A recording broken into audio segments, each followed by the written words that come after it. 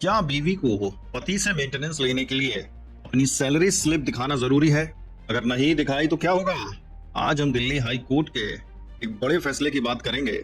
आज हम बात कर रहे हैं जीवी वर्सेस स्टेट केस की, जिसमें एक पत्नी को मेंटेनेंस नहीं मिला क्योंकि उन्होंने अपनी असली इनकम कोर्ट से छुपाई। इस वीडियो में हम जानेंगे कि आखिर कोर्ट ने ऐसा क्यों किया और कानून इसके बारे में क्या कहता है। एक पत्नी ने फैमिली कोर्ट में अपने पति से अपने लिए और अपनी बेटी के लिए मेंटेनेंस मांगा। फैमिली कोर्ट ने बेटी के लिए तो मेंटेनेंस मंजूर कर दिया, लेकिन पत्नी को देने से इनकार कर दिया।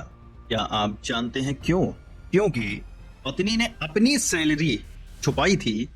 उसने कहा कि उसकी सैलरी सिर्फ 10,000 है, जबकि उसकी पुरानी सैलरी स्लिप में ये 33,052 रुपए थी। जब कोर्ट ने लेटेस्ट सैलरी स्लिप मांगी तो वो मिली ही नहीं। जब मामला दिल्ली हाई कोर्ट पहुंचा तो कोर्ट ने भी पत्नी के दावे को खारिज कर दिया। कोर्ट ने कहा कि अगर कोई मेंटेनेंस मांगता है तो उसे यह साबित करना होगा कि वह खुद का भरण पोषण करने में असमर्थ है। पत्नी ने अपनी आय से जुड़े सबूत नहीं दिए तो कोर्ट ने उसके खिलाफ एडवर्स इनफेरेंस, प्रतिकूल अनुमान लगाया।